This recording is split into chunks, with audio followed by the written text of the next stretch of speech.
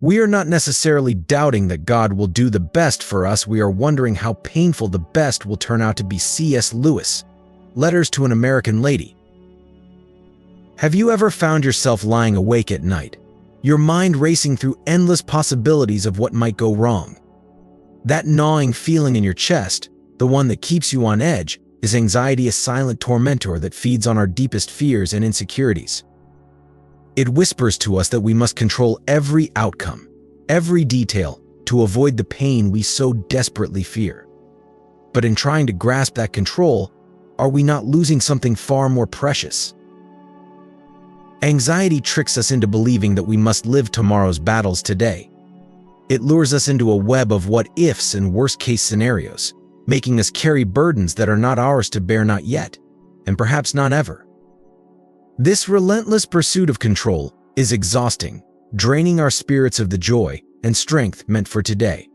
C.S. Lewis's words echo this struggle, as he acknowledges the pain that comes with trusting in the unknown, the fear of what God's plan might bring into our lives. We fear that the best path might also be the most painful one, and so we try to prepare ourselves by worrying about every possible outcome. But what if, instead of letting anxiety dictate our actions, we chose to surrender? What if we placed our trust in God, allowing Him to guide us through each day, knowing that He will provide the strength we need when we need it? As Corrie ten Boom beautifully put it, anxiety doesn't empty tomorrow of its sorrow, it empties today of its strength. When we allow anxiety to consume us, we are not only robbing ourselves of peace, but also of the ability to fully live in the present. The future is in God's hands, and He is more than capable of carrying its weight. To the one reading this, who feels overwhelmed by the endless possibilities of what could go wrong, know that you are not alone. Your fears, your worries, your pain, they are seen and understood. But remember that you are not meant to carry tomorrow's burdens today. Trust in the timing and wisdom of God. Let go of the need to control the uncontrollable, and instead, focus on the present, where your true strength lies. Stay with us as we continue this journey together, exploring how to find peace and resilience in a world filled with uncertainty. If this message has touched your heart, please share your thoughts in the comments, and let's continue this conversation as we move forward into our next topic. Together, we can find the strength to face each day with hope and trust in God's perfect plan. Can I hear a hallelujah from you? Anxiety is a peculiar and relentless force. It operates like an unseen puppeteer, tugging at the strings of your mind, making you feel as if you're spiraling out of control. Yet, ironically, this very anxiety thrives on your desire for control, leaving you trapped in a vicious cycle. Have you ever paused to consider your relationship with time? C.S. Lewis once noted, "The present is the point at which time touches eternity." Yet, how often do we allow our thoughts to drift into the uncertainties of tomorrow or the regrets of yesterday, only to find ourselves overwhelmed by the weight of days we cannot change or control? Imagine the strain on your soul when you try to live not just in the present, but simultaneously in the past and future. Jesus, with His profound wisdom, warned against this very tendency. He emphasized living in the day, focusing on the now, but what does that mean for you? Could it be that the anxiety you feel is not merely a response to current challenges, but a manifestation of your attempt to bear the burdens of days yet to come or already past? Lewis described this as the tyranny of time, where we are either haunted by the ghosts of the past or paralyzed by the fears of the future. The real question is, where are you right now? Are you mentally trapped in the mistakes of 5 or 10 years ago? Are you anxiously forecasting the what-ifs of 5 or 10 days from now? Or can you, just for a moment, be fully present in the now, acknowledging that today is all you truly have? What I love about the teachings of Jesus is how He gently redirects our focus. He doesn't deny that today has its own set of challenges. He even acknowledges them, saying, "Today has enough trouble of its own." But then He reassures us with a promise tomorrow will take care of itself. This isn't just a passive statement, it's a profound truth about God's nature.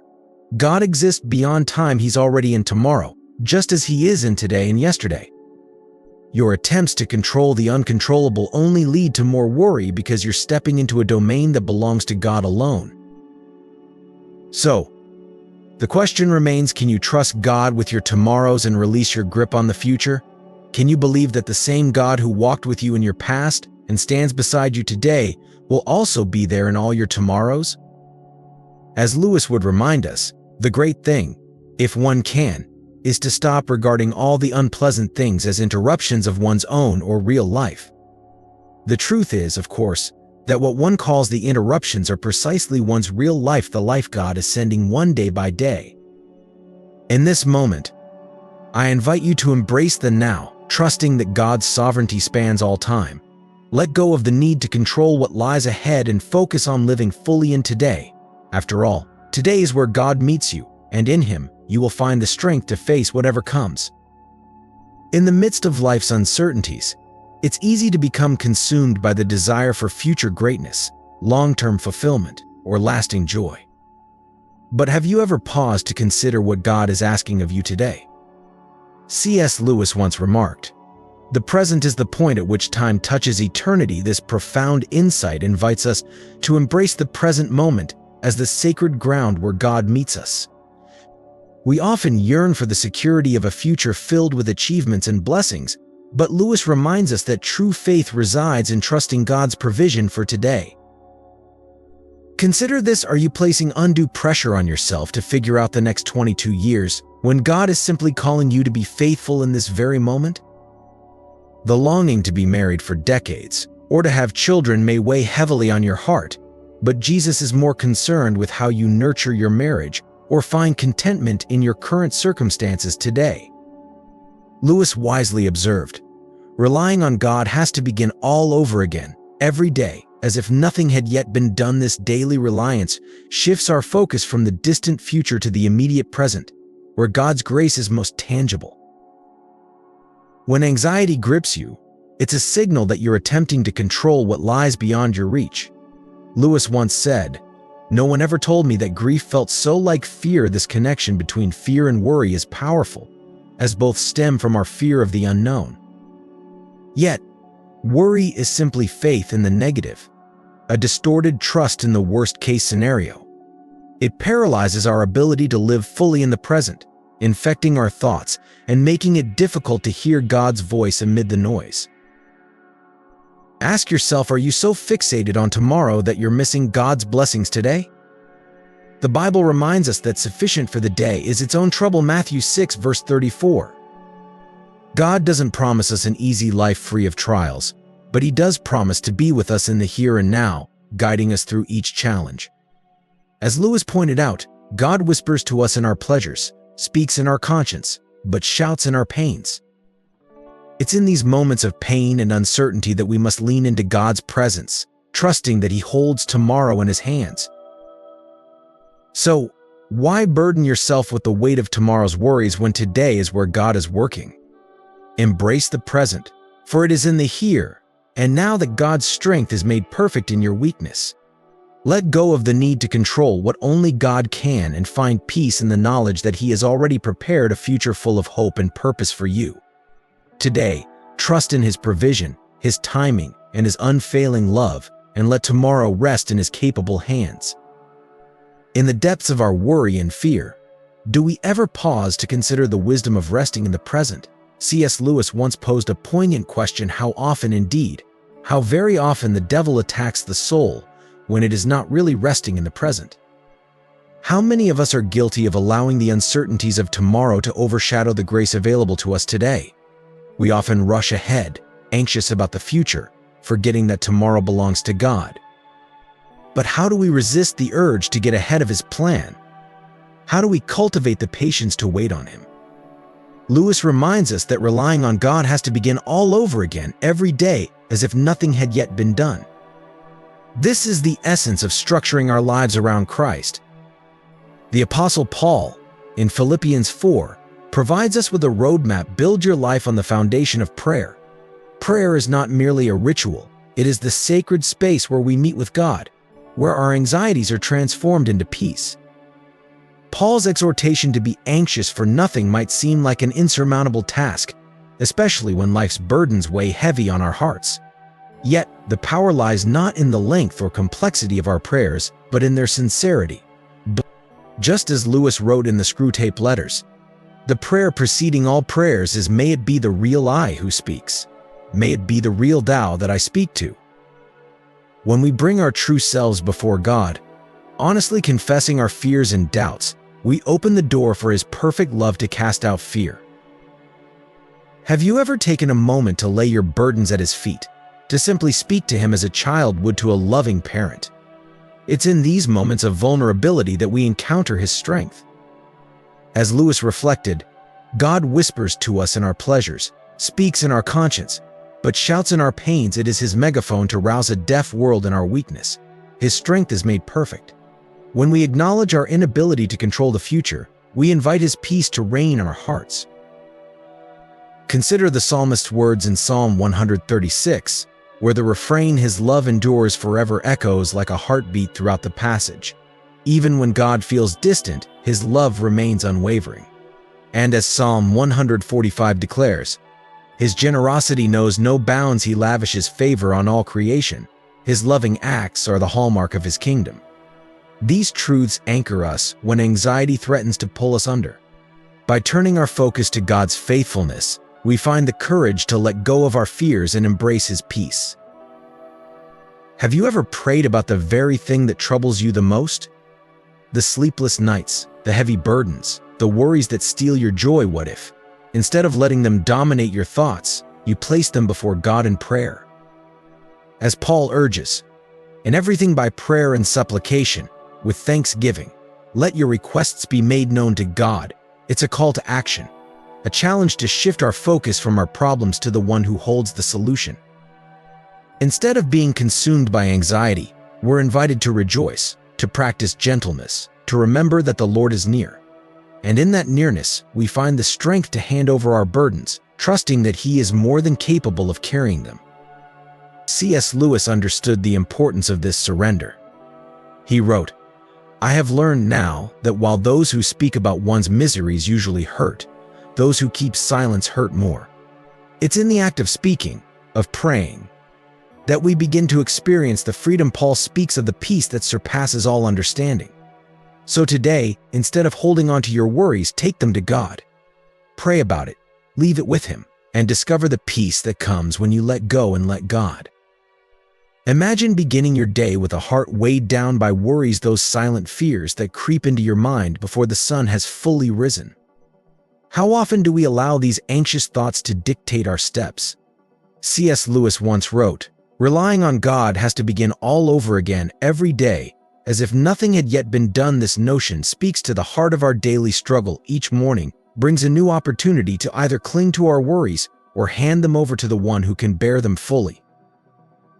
Consider this: what if, instead of letting anxiety take root, you began each day with an intentional conversation with God? What if, in those quiet moments before the day truly begins, you whispered your worries into His hands? It's not about grand gestures or eloquent prayers. It's about starting where you are, with what you have.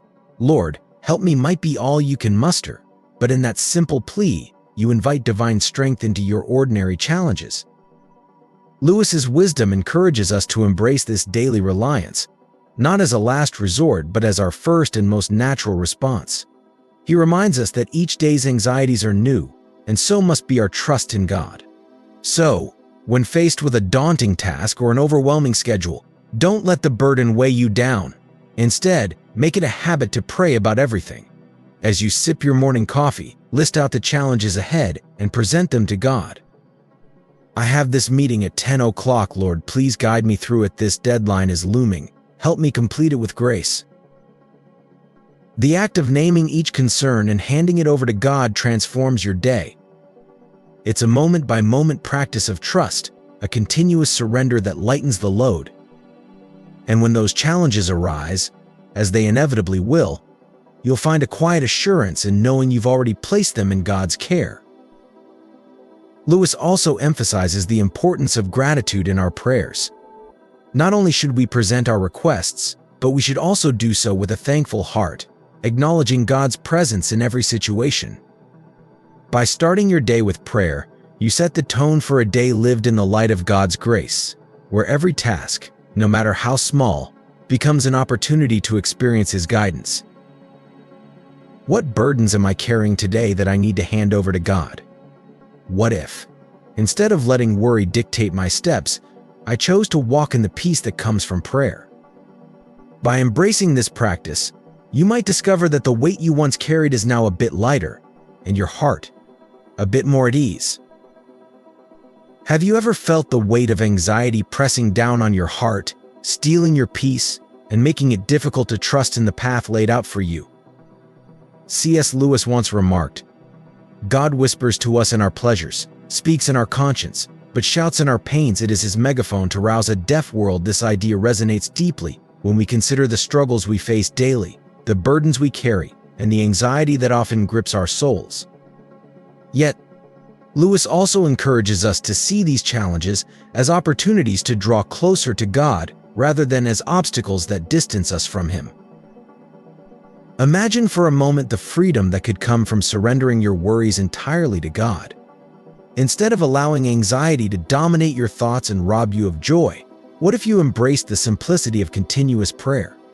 Paul's teaching in Philippians 4 verse 6-7, "Do not be anxious about anything, but in every situation, by prayer and petition, with thanksgiving, present your requests to God," invites us into a life where prayer becomes a constant dialogue with our Creator, not a last resort. Lewis's reflections often centered around the idea that our pain and fear could serve as conduits for experiencing God's presence more profoundly. When we are anxious, he would argue, it is precisely then that we are most aware of our need for God's peace. What if, instead of being paralyzed by our anxieties, we took them as signals to pray, not in a long, formalized manner, but in the simplicity of heartfelt communication? The act of turning each anxious thought into a prayer could unlock what Lewis described as a deeper communion with the divine. In your moments of fear and uncertainty, consider this: could these be the very moments where God is closest to you, waiting for you to reach out and release your burdens to Him?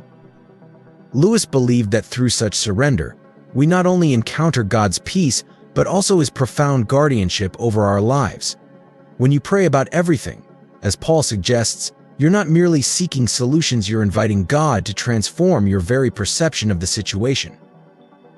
You might wonder, but what if nothing changes? Lewis's wisdom offers comfort here as well. True peace doesn't necessarily mean the absence of trouble, but the presence of God in the midst of it.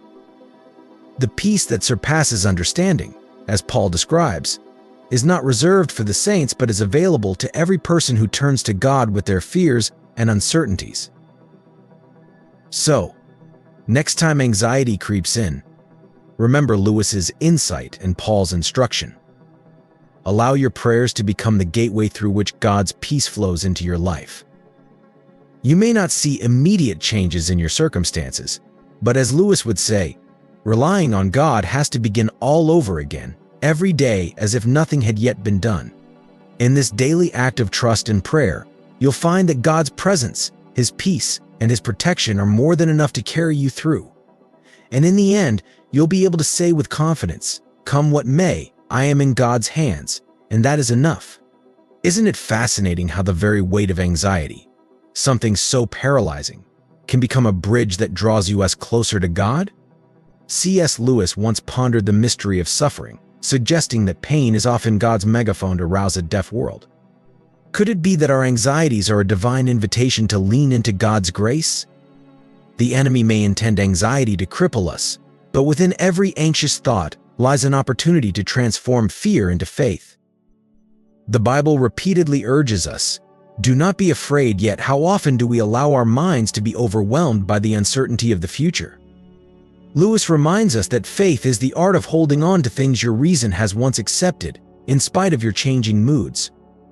So, when you feel that invisible weight pressing down, questioning whether things will ever be okay, it's crucial to remember that Jesus' command to not be anxious isn't just a suggestion, it's a reassurance that the fabric of this world is stitched together by a loving Creator who holds your future. Consider this: if God, who did not spare His own Son but gave Him up for us all, is for you, who can be against you? The theological foundation to overcoming anxiety is not found in the absence of problems, but in the presence of God. C.S. Lewis beautifully encapsulates this when he says, "God whispers to us in our pleasures, speaks in our conscience, but shouts in our pains. It's in the surrendering of our fears to Him, in recognizing that Jesus has already won the ultimate victory over death and despair, that we find peace. Even when life seems chaotic and out of control, God is meticulously working all things together for the good of those who love Him." But how do we practically live out this truth?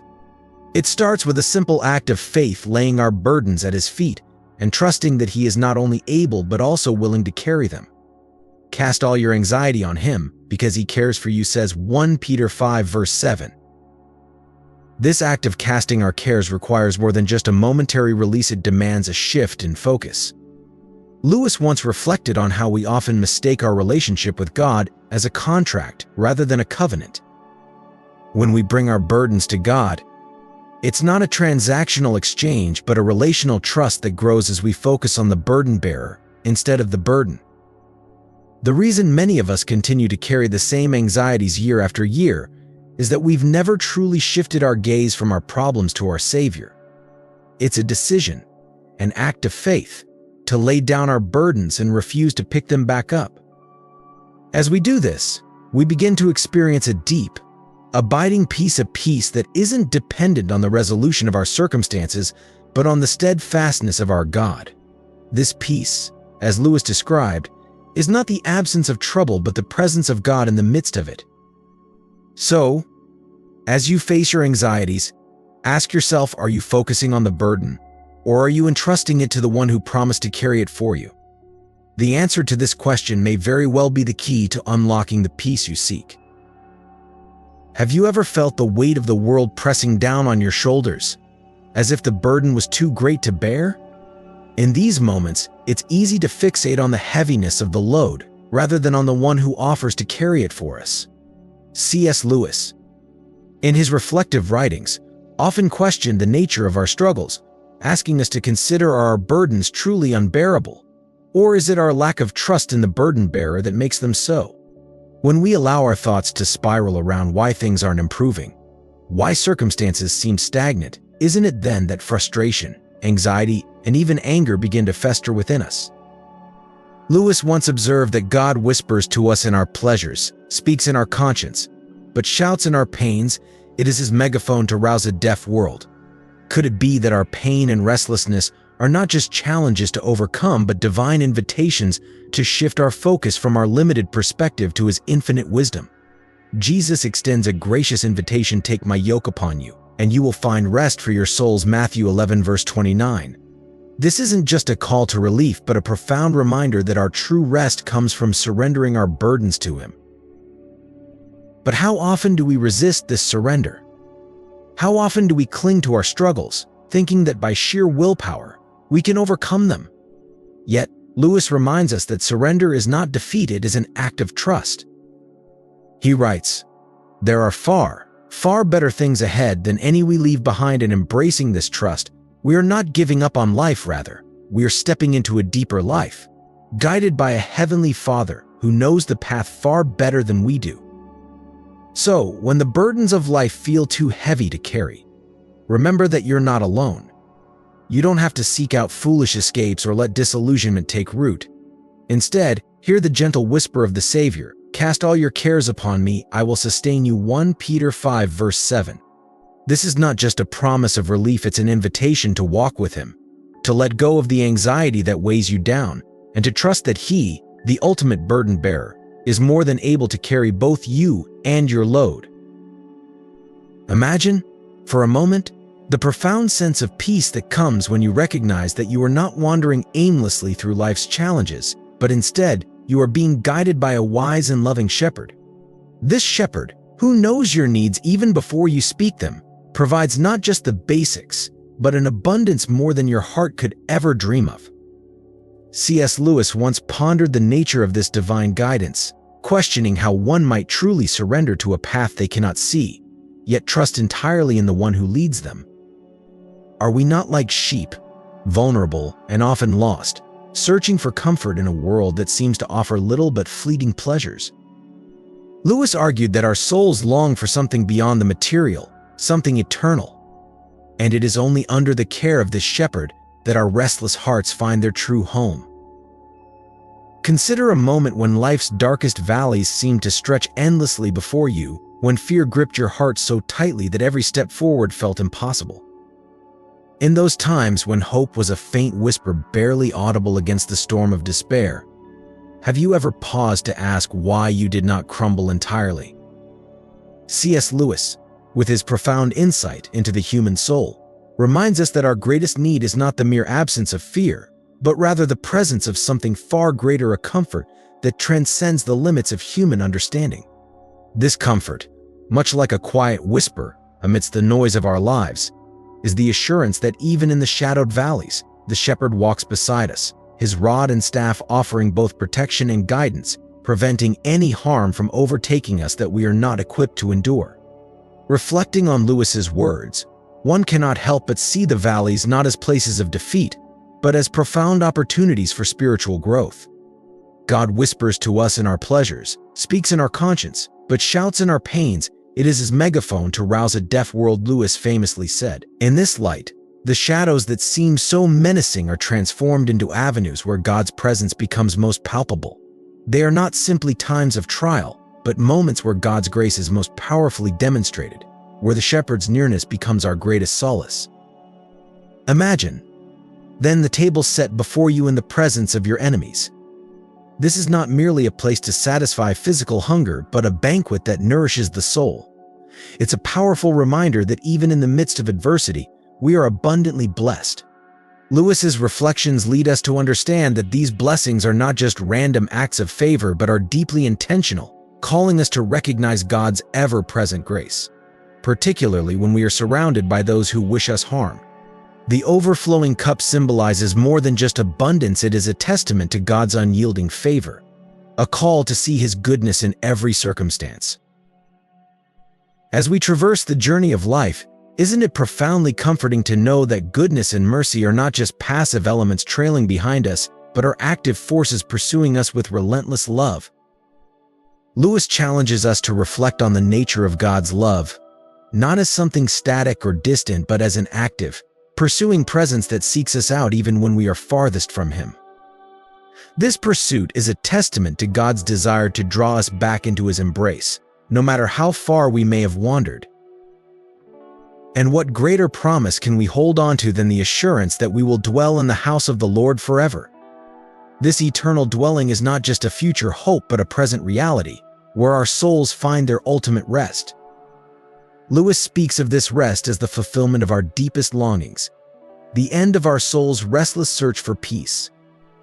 To dwell eternally in the presence of the one who has walked with us through every trial, every joy, and every sorrow is the ultimate comfort.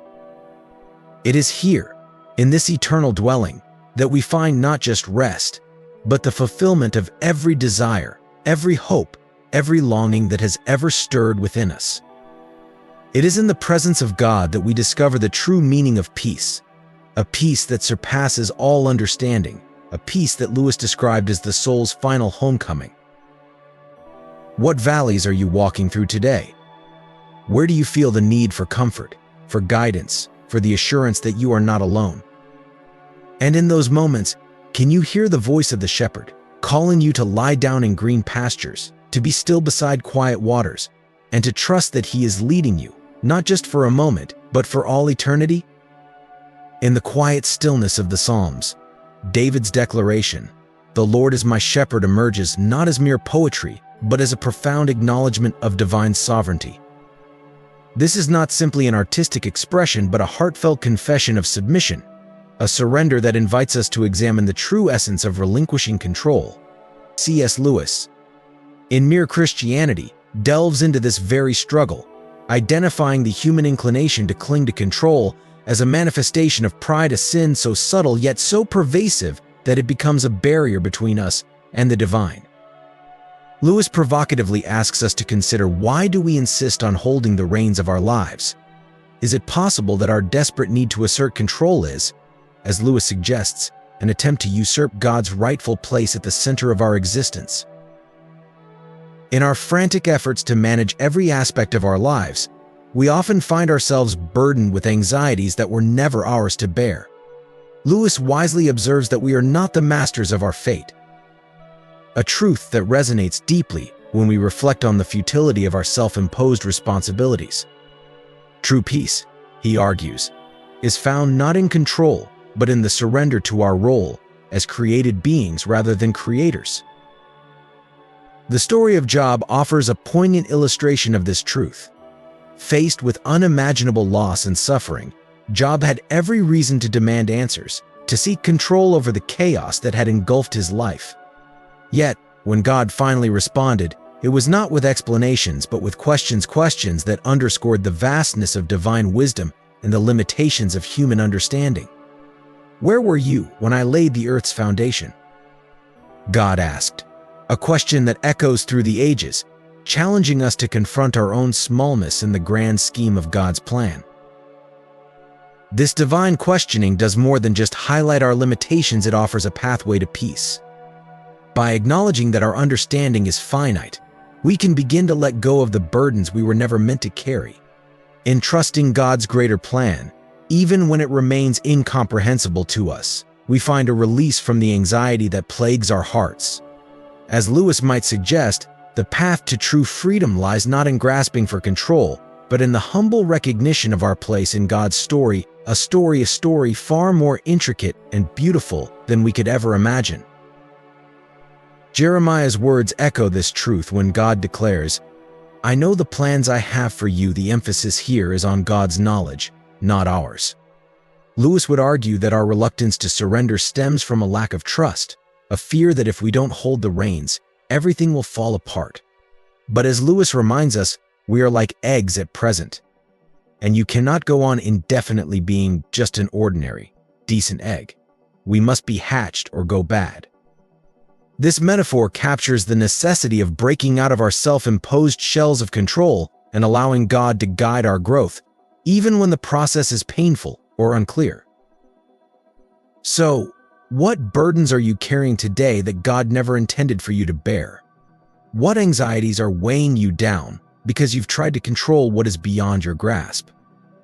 David's declaration and Jeremiah's assurance invite us to release these burdens and trust in the shepherd who leads us to green pastures. As we do so, we find that true freedom comes not from holding on, but from letting go and trusting in the one who knows the plans, even when we do not. As we journey through life, it's easy to feel overwhelmed by uncertainty and the unknown. Imagine for a moment you're in a foreign city, and a trusted friend, someone who knows every street and shortcut, offers to drive you to your destination. You sit in the passenger seat, completely at ease, not because you know the way, but because you trust the one behind the wheel. This mirrors our walk with Christ. Have you ever paused to consider the depth of your trust in Him, especially when the road ahead seems unclear?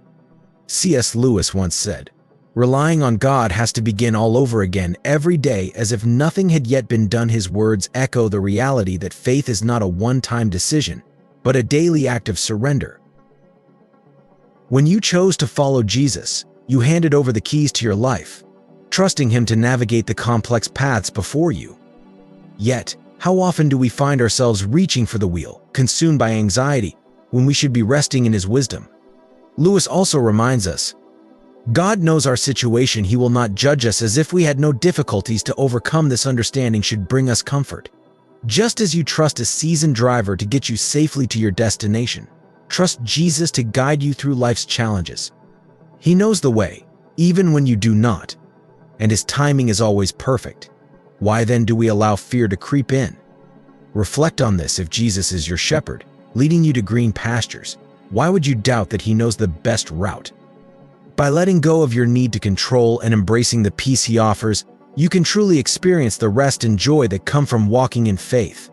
So, sit back, relax, and trust the journey He's got you covered.